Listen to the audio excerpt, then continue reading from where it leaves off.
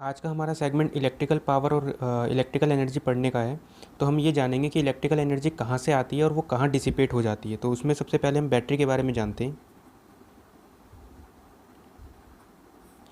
कि let's say ये एक बैटरी है और यहाँ पर एक चार्ज है Q। ये चार्ज क्या कर रहा है, यहाँ से लेकर यहाँ जाना चाहता है। तो ये चार्ज जैसे यहाँ से लेकर यहाँ जा रहा है, तो मान लेते हैं कि ये इसका इनिशियल पॉइंट हो गया और ये इसका फाइनल पॉइंट हो गया। तो इस वाले पॉइंट पे अगर मैं इसका पोटेंशियल बोलूँ कि इस वाले पॉइंट का पोटेंशियल वी आई है और इस वाले पॉइंट का पोटेंशियल वी फाइनल है, तो बैटरी क्या करती है कि चार्ज को कुछ एनर्जी देती है। तो चार्ज को एनर्जी कैसे देगी, या ऐसा बोल सकते हैं कि जो बैटरी होती है वो चार्ज के ऊपर कुछ वर्क डन करेगी। तो work done by battery W battery, ये लिखा जाता है charge into V final minus V initial, जिसमें चार्ज को कैसे लेते हैं, साइन के साथ लेते हैं, विद साइन। तो ये जो चार्ज की वैल्यू होगी, ठीक है, ये कैसे लेंगे, विद साइन। अगर पॉजिटिव चार्ज मूव कर रहा है, +2 चार्ज मूव कर रहे हैं, तो यहाँ पे +2 रखेंगे, और नेगेटिव चार्ज मूव कर रहा है तो नेगेटिव रखेंगे। तो ये आता है वर्क डन बाय बैटरी। अब इसमें देखो हम ये चीज़ बोल सकते हैं, if work done by battery, ये पॉजिटिव भी आ सकता है, नेगेटिव भी आ सकता है। इनिशियल और फाइनल कैसे कहते हैं कि चार्ज क्यू यहाँ से लेकर यहाँ गया, तो ये इनिशियल पॉइंट हो गया, तो यहाँ का पोटेंशियल वी आई, और ये फाइनल पॉइंट हो गया, यहाँ का पोटेंशियल वी फाइनल। तो अगर if work done by battery comes out to be positive, ठीक है, तो जैसे हम क्या करते हैं कि ये हमारे पास ऐसे ये बैटरी है, इसमें एक ये चार्ज है लेट्स से 2 कूलम का, और वो यहाँ से यहाँ जाना चाहता है, और ये जो बैटरी का पोटेंशियल डिफरेंस है 5 वोल्ट है। तो हमें ये पता लगाना है कि इस बैटरी का वर्क डन कैसा है, पॉजिटिव है कि नेगेटिव है। तो हमने क्या किया कि चार्ज यहाँ से लेकर यहाँ जा रहा है, तो ये हो गया इनिशियल पॉइंट और ये हो गया फाइनल पॉइंट। तो इनिशियल पॉइंट का मैं पोटेंशियल कुछ भी अज्यूम कर सकता हूँ, कि जैसे मैंने यहाँ का पोटेंशियल बोल दिया 0 वोल्ट, तो यहाँ का मैं पोटेंशियल कितना बोलूँगा, हम लोअर पोटेंशियल से हायर पोटेंशियल गए तो 5 का पोटेंशियल इंक्रीज़ होगा, तो ये वाला पोटेंशियल हो जाएगा 5 वोल्ट। तो ये हो गया वी आई, ये हो गया वी एफ, तो चार्ज हो गया 2 कूलम। तो वर्क डन बाय बैटरी, ये कितना आया 2 V final 5 minus V initial 0, तो ये आ गया +10 जूल। तो इस केस में वर्क डन बाय बैटरी कैसा आया, positive. If work done by battery is positive, तो इसका क्या मतलब हुआ कि पहले जो चार्ज की एनर्जी थी, Q इंटू वी एनर्जी होता है, तो पहले चार्ज की एनर्जी थी 0, बाद में इसी चार्ज की एनर्जी Q इंटू वी, ये हो गया 10 जूल। तो इसको आप ऐसे भी बोल सकते हो कि यहाँ पर जो चार्ज की एनर्जी थी वो थी 0 जूल, ठीक है, और यहाँ पे चार्ज की एनर्जी कितनी हो गई, 10 जूल। तो बैटरी ने क्या किया, इस चार्ज को एनर्जी सप्लाई की है, कितना 10 जूल का एनर्जी सप्लाई कर दिया। तो अगर work done by battery positive होता है, इसका मतलब क्या है, energy is given by the battery, energy is given by the battery. या इसको आप ऐसे भी बोल सकते हो कि ये पॉजिटिव चार्ज यहाँ से लेकर यहाँ गया, तो इसका मतलब है पॉजिटिव चार्ज का डायरेक्शन ही करंट का डायरेक्शन होता है, तो जो करंट है वो इस वाले डायरेक्शन में। अब इस वाले को हम क्या कहते हैं कि अगर बैटरी एनर्जी सप्लाई कर देगी तो वो खुद क्या होगी, डिस्चार्ज होना शुरू हो जाएगी। तो हम इसका ऐसा भी बोल सकते हैं कि ये जो केस होता है कि ये बैटरी हो गई, जो यहाँ से करंट ऐसे आई मूव किया, तो इसी चीज़ को हम क्या बोलते हैं कि बैटरी इज़ डिस्चार्जिंग, चार्जिंग। ये बैटरी खुद डिस्चार्ज होकर क्या करेगी, चार्ज को एनर्जी सप्लाई करेगी, ठीक है। अगर ऐसा कुछ केस लेते हैं कि let's say if work done by battery, ये कैसा आ जाए, ये नेगेटिव आ जाए। तो एक केस हम ऐसा लेते हैं कि ये एक बैटरी है और यहाँ पर चार्ज मूव कर रहा है -2 कूलम, ठीक है। तो ये चार्ज यहाँ ऐसे गया कि ये बैटरी को मूव कर जाएगा, ये बैटरी को क्रॉस कर जाएगा, और ये बैटरी का पोटेंशियल डिफरेंस 5 वोल्ट है। अगेन अभी भी ऐसे ही करेंगे इसके अंदर भी कि ये वाला पॉइंट हो गया इनिशियल और ये वाला पॉइंट हो गया फाइनल।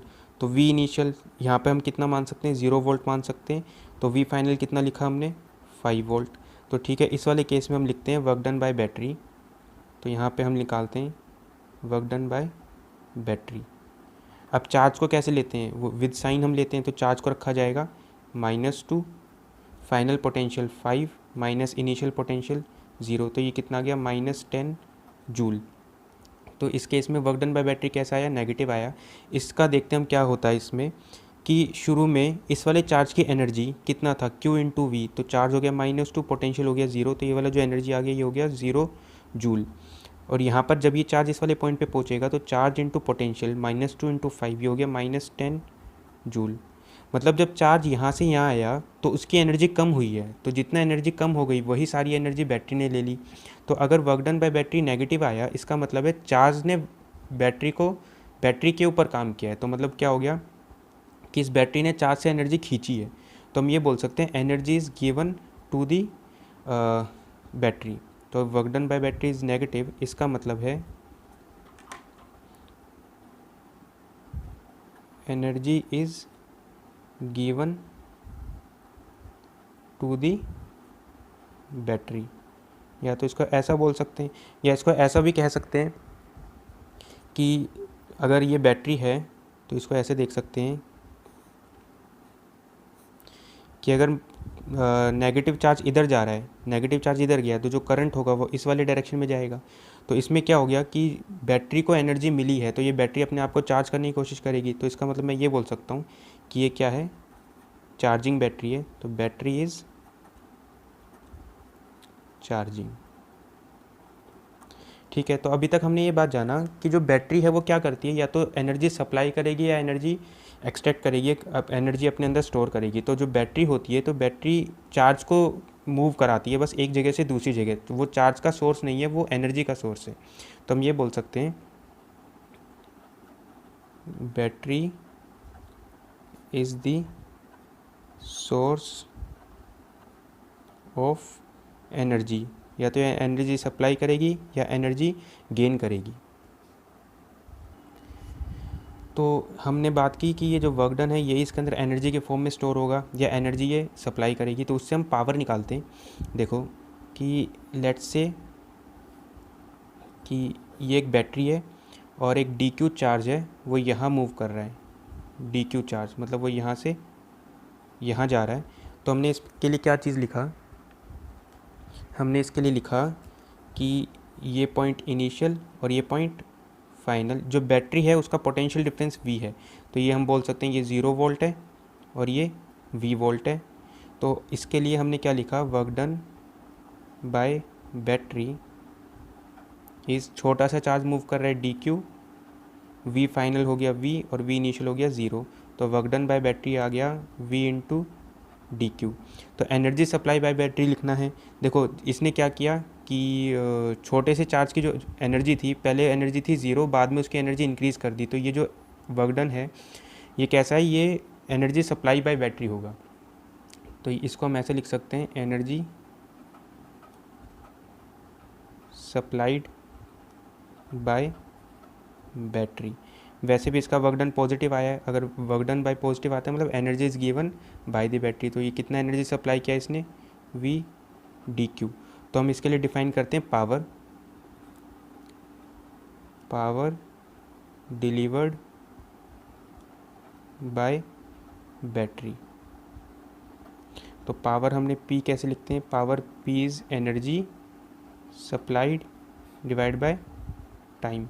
तो जो भी ये चार्ज मूव किया, चार्ज यहाँ से लेकर यहाँ मूव किया dt टाइम में, तो हमने जो पावर लिखा, तो हमने लिखा power will be, P will B, energy कितना दिया इसने V DQ और टाइम हो गया dt।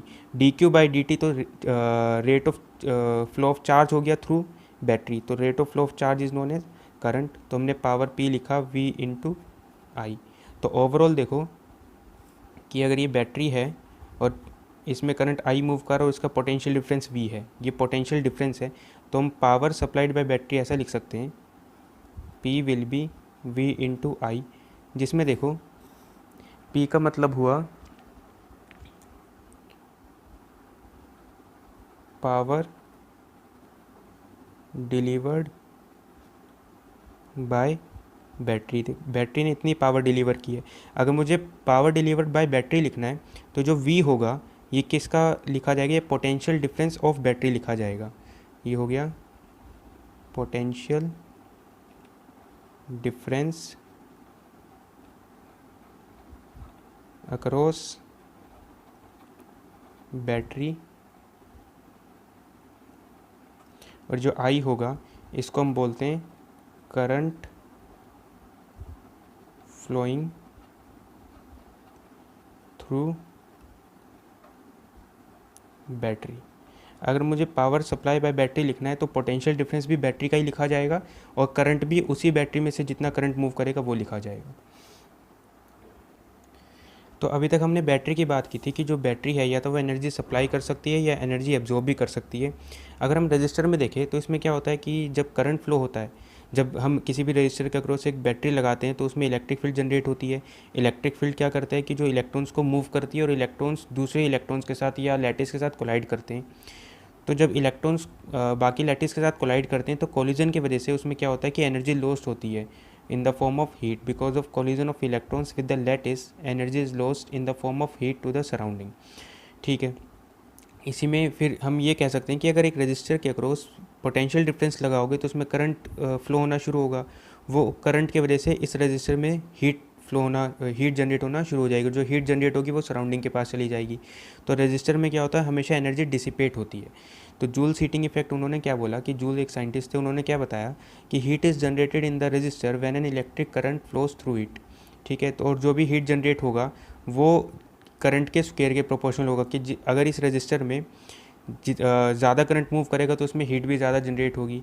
इस रजिस्टर का रेजिस्टेंस ज़्यादा होगा तो भी हीट ज़्यादा जनरेट होगी, और इसमें जितने टाइम तक करंट फ्लो करेगा तो भी ज़्यादा हीट जनरेट होगी। तो ओवरऑल इनका जो कॉम्बिनेशन आया वो क्या आया, heat is I square R into T. इसको अगर यहाँ पर अगर हम देखें तो देखो इसमें होता क्या है कि मैंने एक रजिस्टर को एक बैटरी के साथ जोड़ा। तो अगर मैं इसमें एक बात कहूँ कि इस वाले पॉइंट का पोटेंशियल मैं ज़ीरो मान लूँ तो इस वाले पॉइंट का पोटेंशियल भी ज़ीरो है। यहाँ पे पोटेंशियल इंक्रीज़ हुआ तो इस वाले पॉइंट का पोटेंशियल वी हो गया, इस वाले पॉइंट का पोटेंशियल वी हो गया। ये पोटेंशियल डिफरेंस की वजह से इसमें करंट बहना शुरू हो गया ऐसे आई, और ये जो करंट आया ये कितना आया, potential difference V divide by resistance R. तो इसमें इतना करंट बहना शुरू हो गया। इसमें होगा क्या, अगर करंट ऐसे बह रहा है तो चार्ज भी ऐसे जाएगा कि लेट से यहाँ पर ये डी क्यू चार्ज था, ये डी क्यू चार्ज यहाँ से लेकर यहाँ पहुँचा। तो जब ये चार्ज यहाँ था तो उसके पास एनर्जी थी वी डी क्यू, और जब ये चार्ज यहाँ पहुँचा तो इसका पोटेंशियल ज़ीरो हो गया, तो यहाँ पर एनर्जी होगी उसके पास 0 जूल।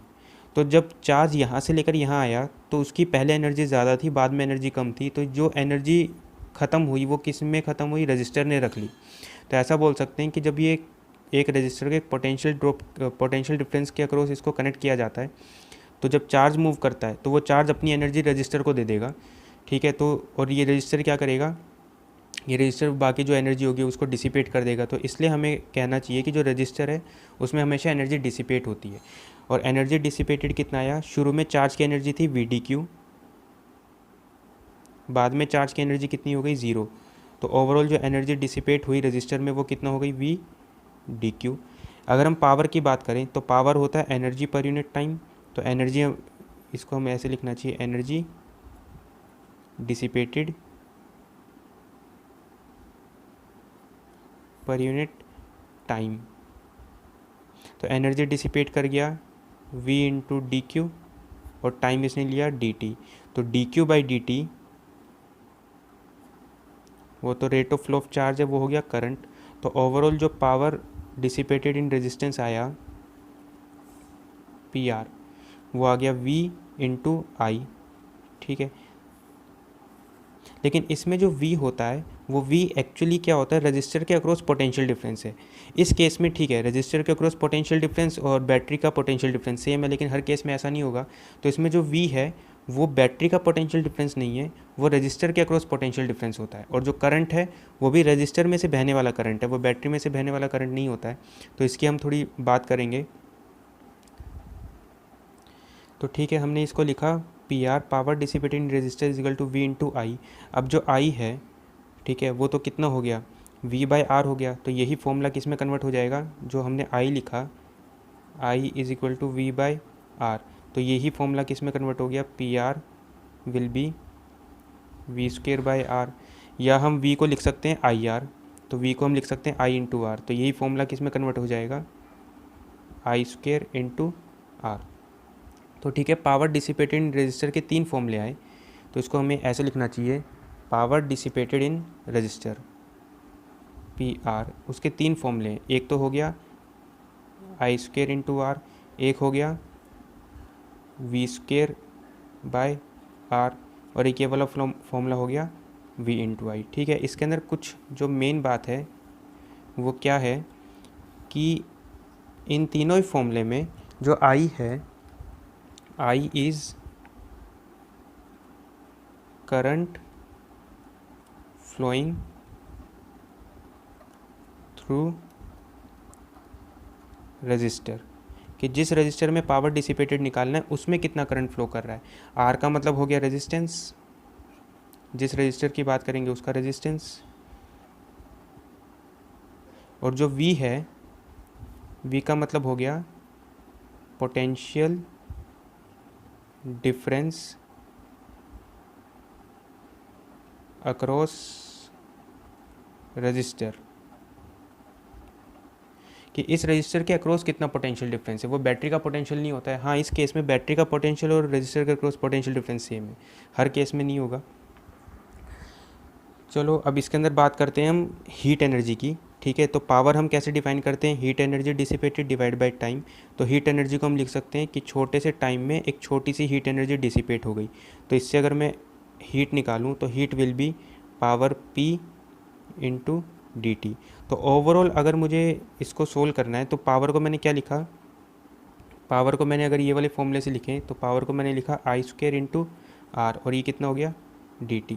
तो अगर मुझे H हीट निकालना है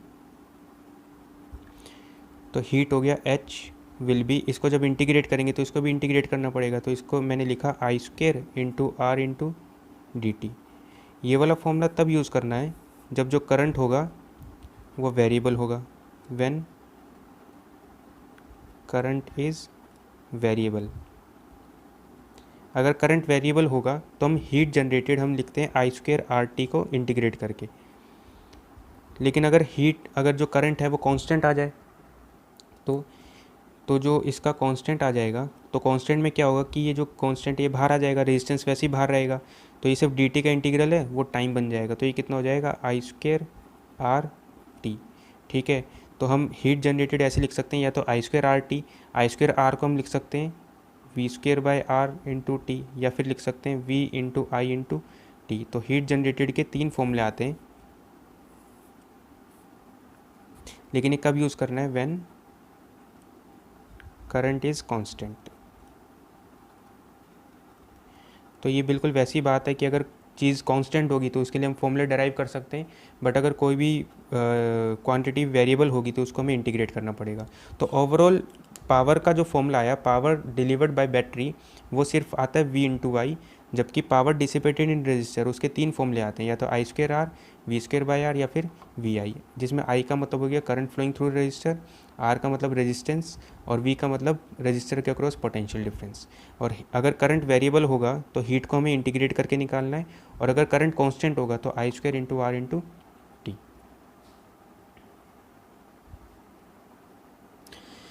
चलो इसमें हमें एक क्वेश्चन ये दिया हुआ है कि एक रेजिस्टेंस है 10 ओम का, इसमें करंट मूव कर रहा है 4 ampere, then find the heat generated in resistor in 2 second.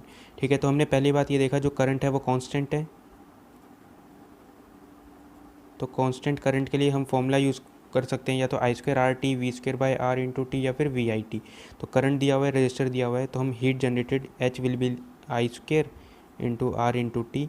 तो I हो गया 4² इंटू 10 इंटू टाइम हो गया 2 सेकेंड, तो ये आ गया 16 160 और ये 320। तो ओवरऑल जो हीट आया वो आ गया 320 जूल। तो अगर करंट कांस्टेंट हुआ तो डायरेक्ट फॉर्मूला यूज़ कर सकते हैं।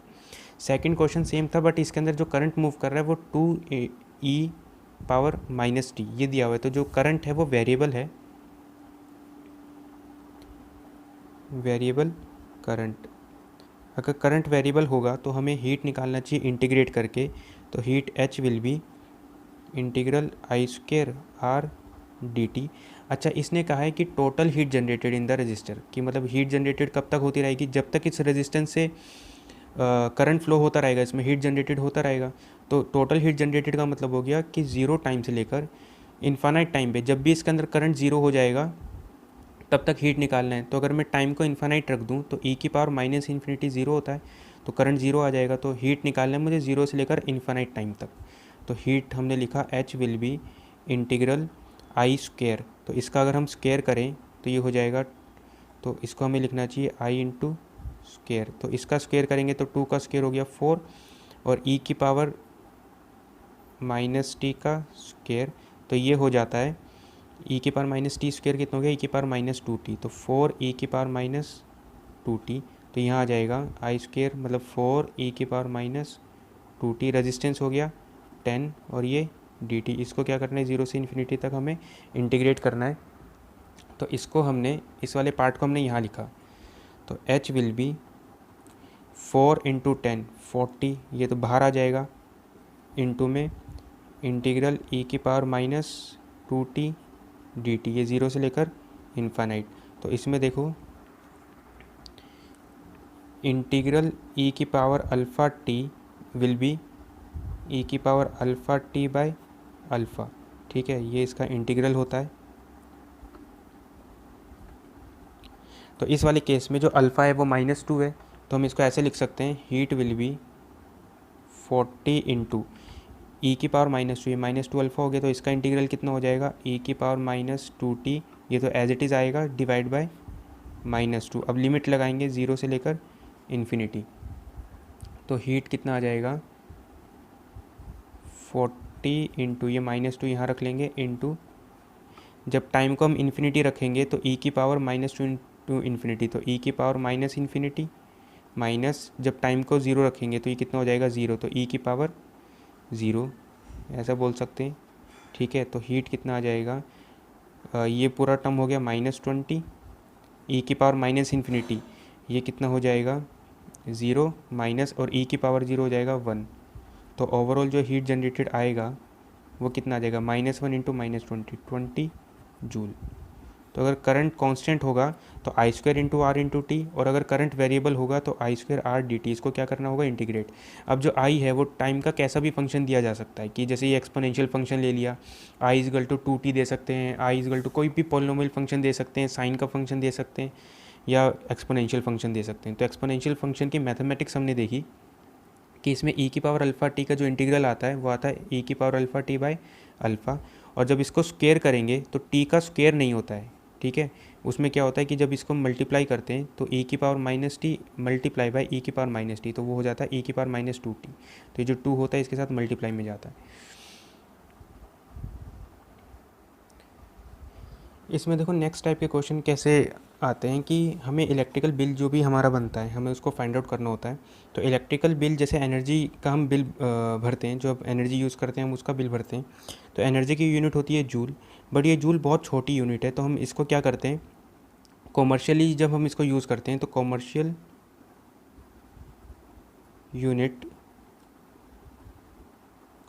Unit of energy is kilowatt our,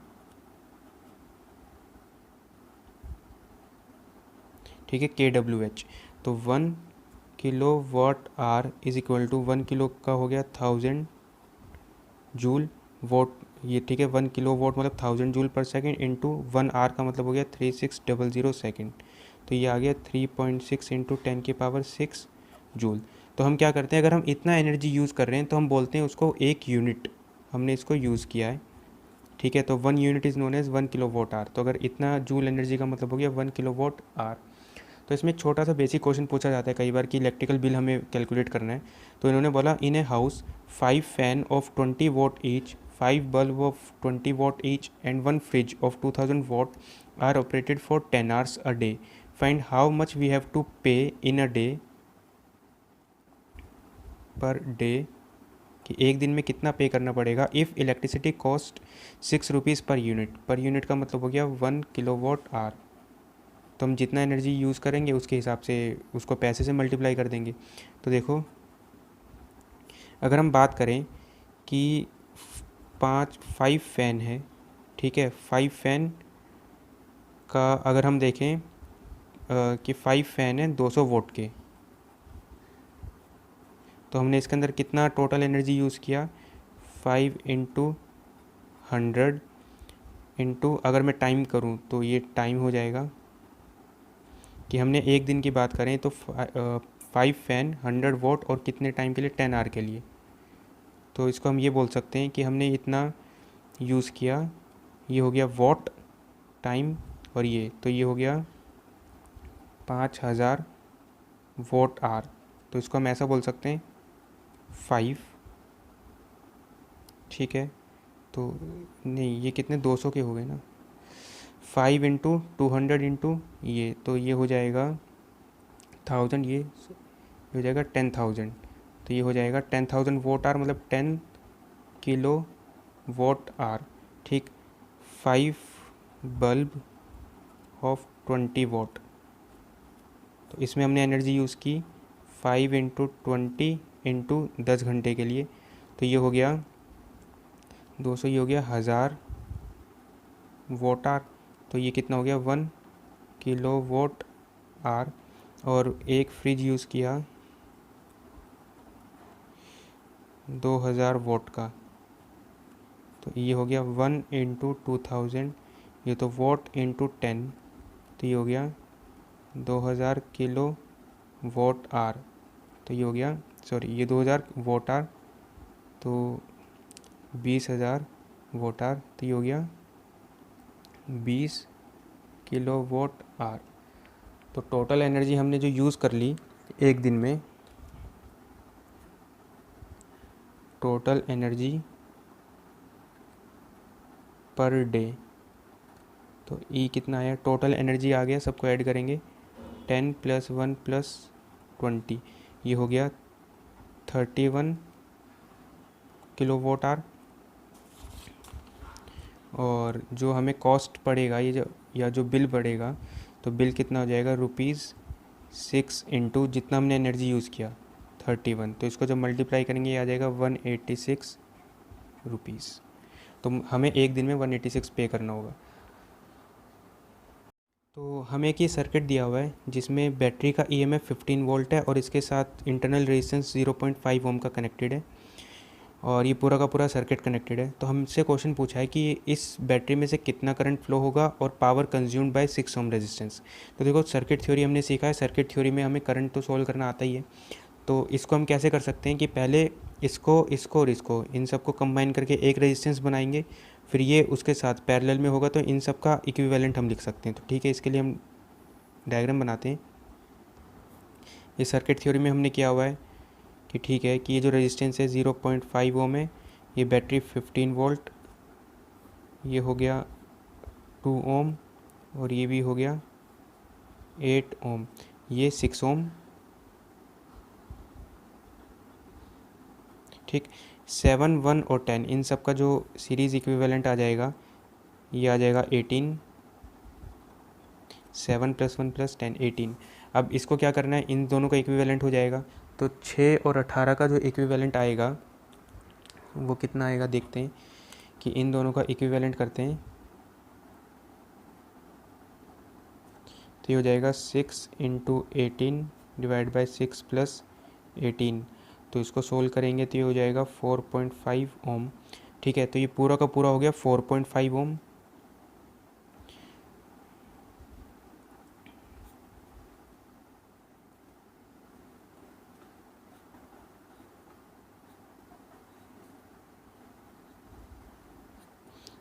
four point five ohm, 8 Om, 0.5 Om, 2 ohm, और ये 15 वोल्ट।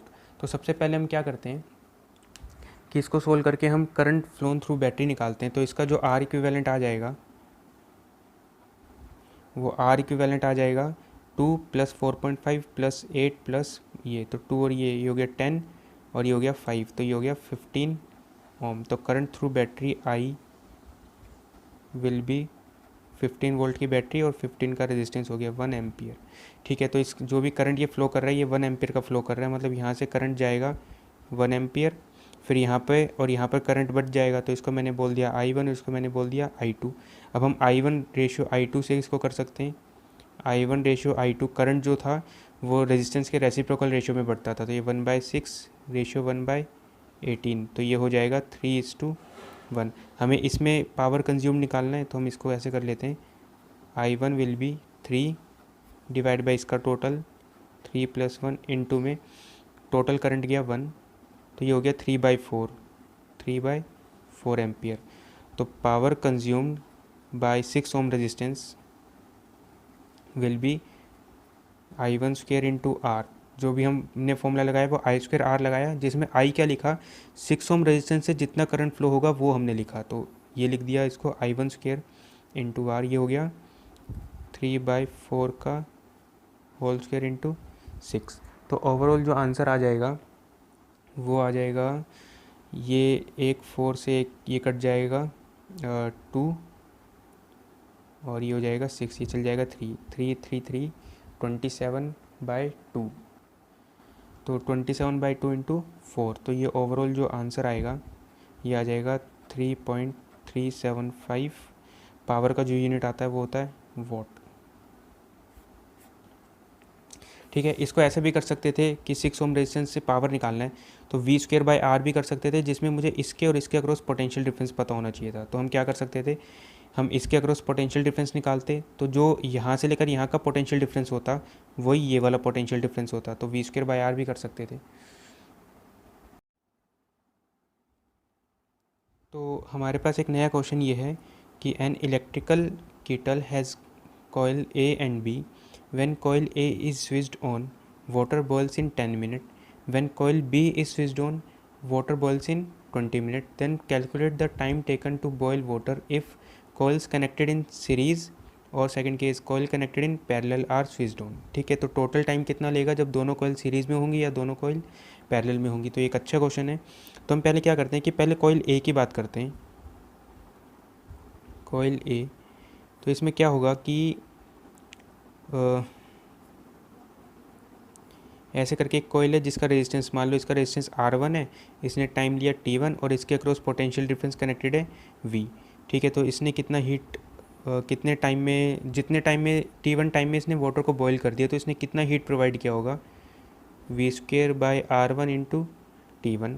ये कॉइल B है।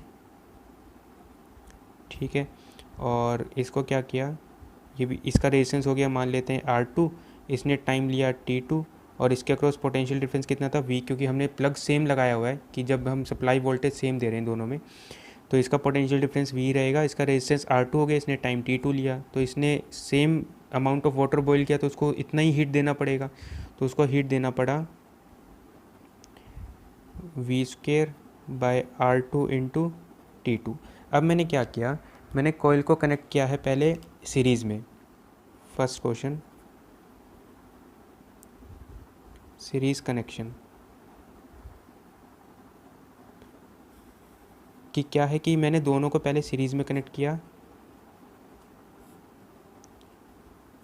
तो दोनों के अक्रॉस जो टोटल पोटेंशियल लगेगा वो V ही लगेगा, क्योंकि सप्लाई वोल्टेज तो अभी भी V है। इसका रेजिस्टेंस हो गया R1, इसका रेजिस्टेंस हो गया R2। ठीक है, तो इन दोनों ने जो मिला के जो टोटल टाइम लिया, मैंने उस टाइम को बोल दिया, इन दोनों ने टाइम लिया T। तो इसका हम क्या करते हैं, R इक्विवेलेंट निकालते हैं। तो R इक्विवेलेंट सीरीज़ केस में कितना हो जाएगा, R1 + R2। तो R1 + R2 रेजिस्टेंस के अक्रॉस पोटेंशियल डिफरेंस V लगाए और उसने T टाइम में वाटर को बॉईल कर दिया, तो उसको जो हीट उसको चाहिए वो कितना चाहिए, V²/R इक्विवेलेंट इंटू T। तो इसको हम ऐसे लिख सकते हैं, V²/R1 + R2 इंटू T। तो हीट को हमने ऐसे लिखा H = इसको हमने उल्टा करके लिख दिया 1/R1/V² + R2/V² इंटू T। तो देखो हमें क्या मिला कि H heat will be R1/V²। अगर हम यहाँ से हम R1/V² निकालें तो वो कितना आ जाएगा, T1/H।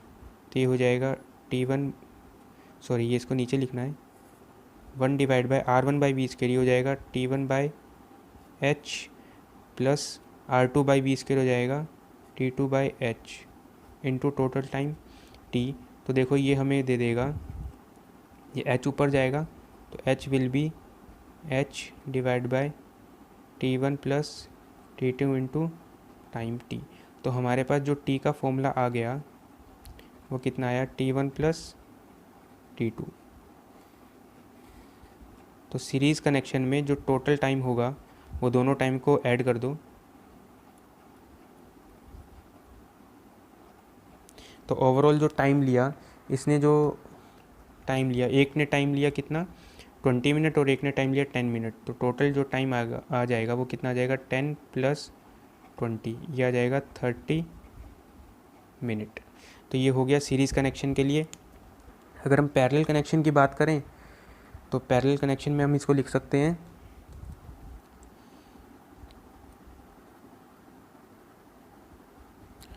Parallel connection.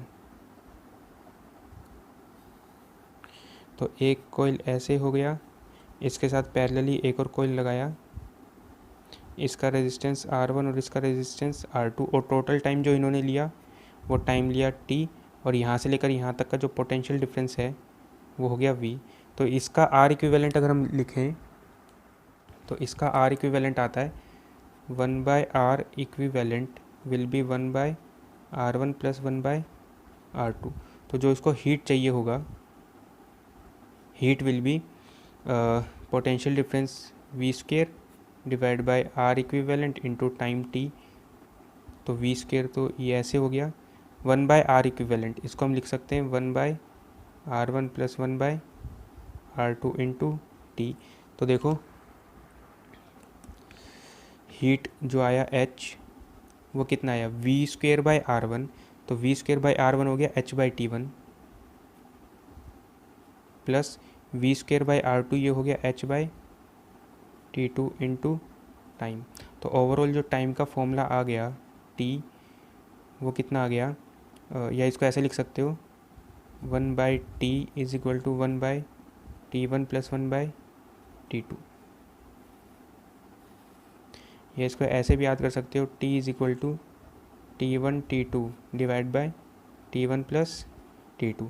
तो अगेन ऐसा बोल सकते हैं कि सीरीज़ कनेक्शन में दोनों टाइम को डायरेक्ट ऐड कर दिया जैसे रेजिस्टेंस ऐड होता था, और पैरेलल कनेक्शन में टाइम को रेजिस्टेंस की तरह ऐड किया है कि जैसे रेजिस्टेंस का R इक्विवेलेंट निकालते हैं वैसे टाइम का भी R इक्विवेलेंट निकालते हैं। तो ये हो गया फॉर पैरेलल केस।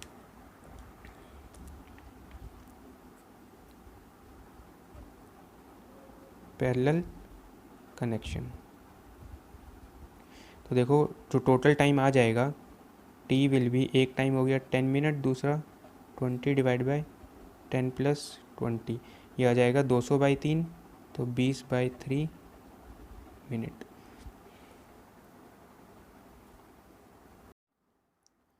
हम ये चाहते हैं कि बैटरी जितनी भी पावर डिलीवर करे, जितनी भी पावर बैटरी सप्लाई करे वो ज़्यादा से ज़्यादा रेजिस्टेंस के पास पहुँचे, क्योंकि इसमें देखो अगर एक सर्किट में R एक्सटर्नल है और इसका खुद का भी एक रेजिस्टेंस है तो इसमें भी पावर डिसिपेट होगी और इसमें भी पावर डिसिपेट होगी।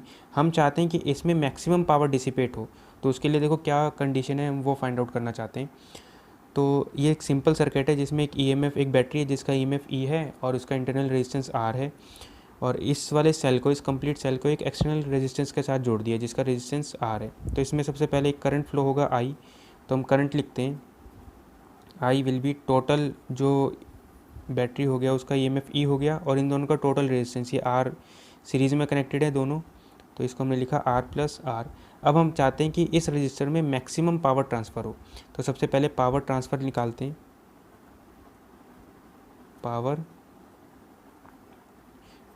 पावर डिसिपेटेड इन R एक्सटर्नल, तो पावर डिसिपेट कितना करेगी P, हम लिखते हैं कि I स्क्वेयर इंटू R, तो I का स्क्वेयर हो गया E square divide by R plus R का होल स्क्वेयर इंटू R, ये इसके अंदर पावर डिसिपेट करेगी। फिर हम चाहते हैं कि ये जो पावर हो वो मैक्सिमम हो, for power P to be maximum, तो इसका जो डिफ्रेंशिएशन होना चाहिए वो कितना होना चाहिए 0।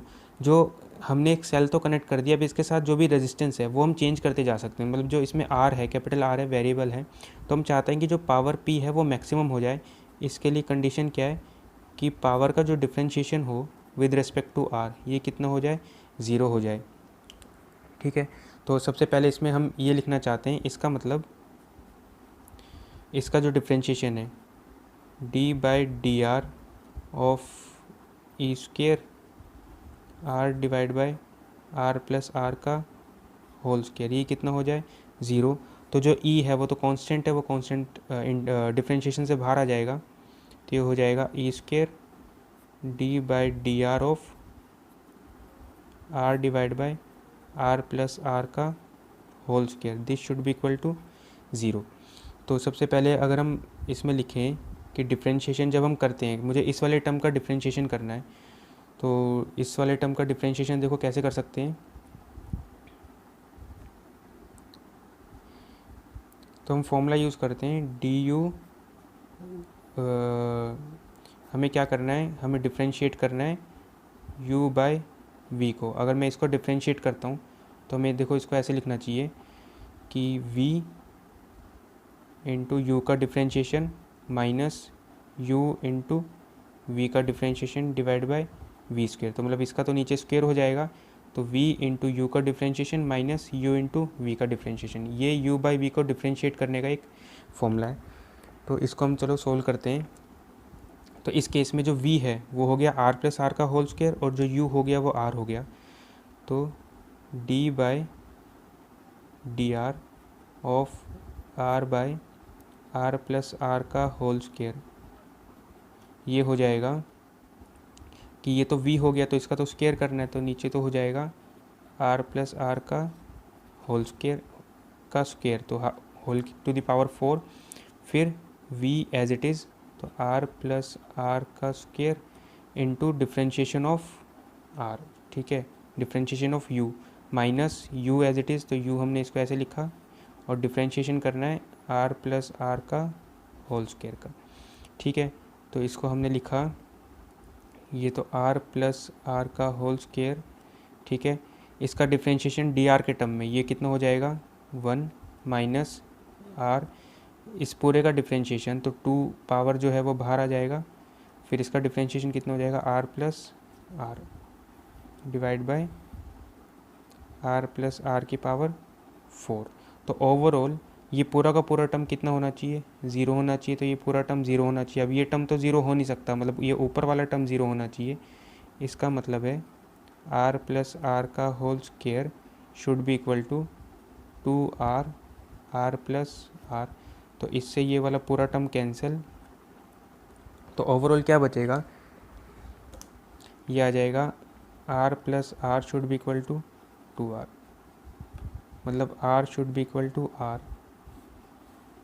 ठीक है। इसका मतलब है मैक्सिमम पावर तब ट्रांसफ़र होगी जब ये वाला रेजिस्टेंस इसके इंटरनल रेजिस्टेंस के बराबर आएगा। सो हमने एक थ्योरम क्या बनाई इसके अंदर कि maximum power is transferred, maximum power is transferred to external resistance if external resistance is equal to internal resistance of circuit। मतलब इसमें क्या कंडीशन होनी चाहिए, R external should be equal to R internal. तो जो ये एक्सटर्नल रेजिस्टेंस होगा इसमें मैक्सिमम पावर ट्रांसफ़र होगी।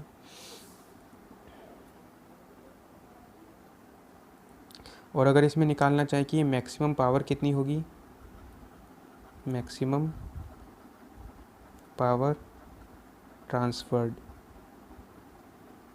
ये पावर मैक्सिमम तब होगी जब आर एक्सटर्नल आर इंटरनल के बराबर होगा, तो मतलब इसमें जो स्मॉल आर है वो कैपिटल आर के बराबर होगा। तो मैं ये से बोल सकता हूँ R is equal to R, तो हमने इसको क्या बोला E square R divide by R plus R का होल स्क्वेयर। तो उसको कितना लिखा, ये 2r का होल स्क्वेयर, तो एक आर से एक आर कट जाएगा, तो आ जाएगा e डिवाइड बाय 4r। या आर स्मॉल आर के बराबर है तो इसको ऐसे भी लिख सकते हो, E square divide by 4 small are.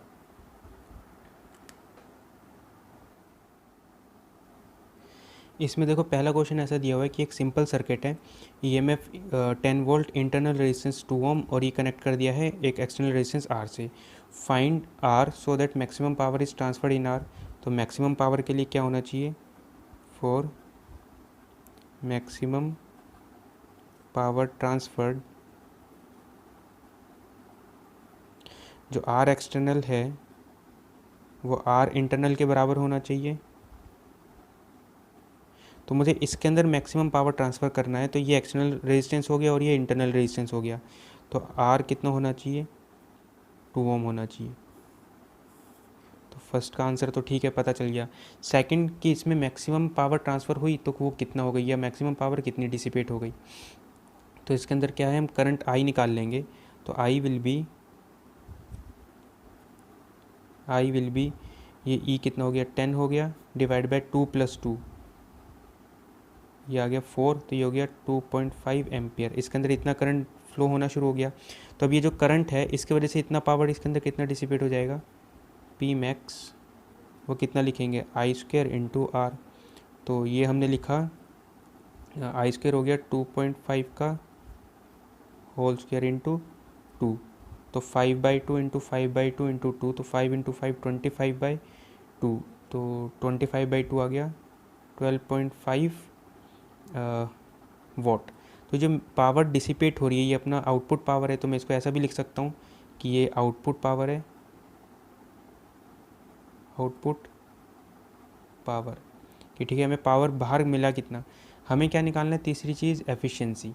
तो एफिशिएंसी का क्या मतलब होता है कि output power divide by input power. ठीक है, तो हम ऐसे लिख सकते हैं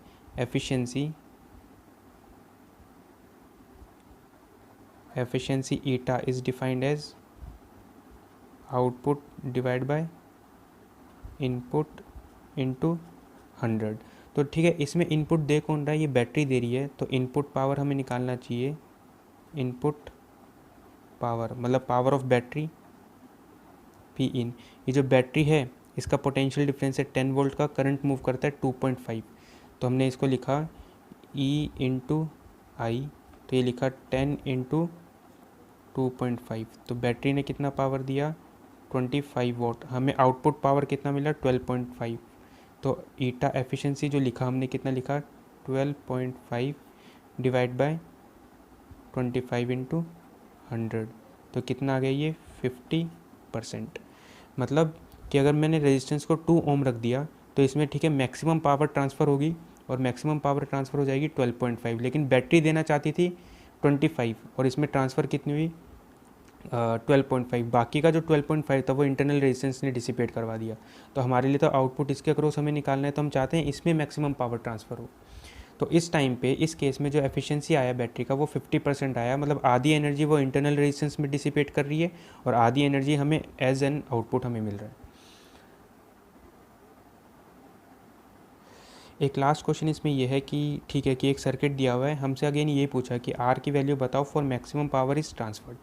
तो जो मैक्सिमम पावर ट्रांसफ़र होती है वो तब होती है जब एक्सटर्नल रेजिस्टेंस इंटरनल रेजिस्टेंस के बराबर आता है। अब एक्सटर्नल रेजिस्टेंस किस चीज़ को बोलते हैं, जिसमें मुझे मैक्सिमम पावर ट्रांसफ़र करनी है वो हमारे लिए एक्सटर्नल रेजिस्टेंस होगा। मतलब इस वाले केस में ये हमारे लिए एक्सटर्नल रेजिस्टेंस होगा, आर एक्सटर्नल, और ये जो चीज़ है ये हमारे लिए इंटरनल सर्किट का पार्ट होगा।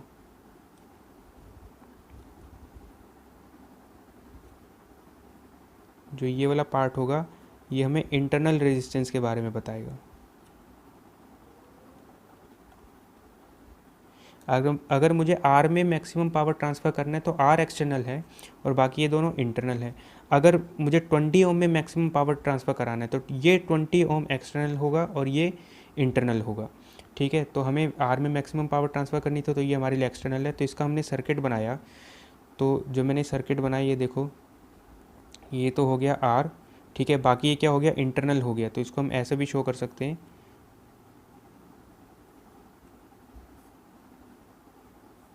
कि ये 20 और ये 30 ये आपस में पैरेलल में, 20 को यहाँ दिखा देंगे तो 20 और 30 इसके कंपैरिजन में पैरेलल में, तो ये हो गया 20 और ये हो गया 30, तो ये हो गया इंटरनल और ये वाला सर्किट हो जाएगा एक्सटर्नल। ठीक है, तो आर कितना होना चाहिए, आर होना चाहिए, आर इंटरनल के बराबर होना चाहिए फॉर मैक्सिमम पावर ट्रांसफ़र। तो आर इंटरनल तो क्या, ये और ये पैरेलल में, तो 20 × 30 डिवाइड बाय 20 + 30, तो ये कितना आ जाएगा 12 ओम। या तो इसको ऐसे सोल्व कर सकते हो कि इंटरनल और एक्सटर्नल पता लगा लो, then maximum power transfer is when R external should be equal to R internal. या इसको ऐसे करो कि सर्किट को सोल्व करके पहले इसमें करंट लिखो, करंट आएगा as a function of R, फिर उसको अगेन क्या करना है, इसमें पावर निकालेंगे, देन उसको डिफ्रेंशिएट करेंगे, डिफ्रेंशिएट करने के बाद उसको ज़ीरो कर देंगे। तो उससे ज़्यादा अच्छा मेथड ये है।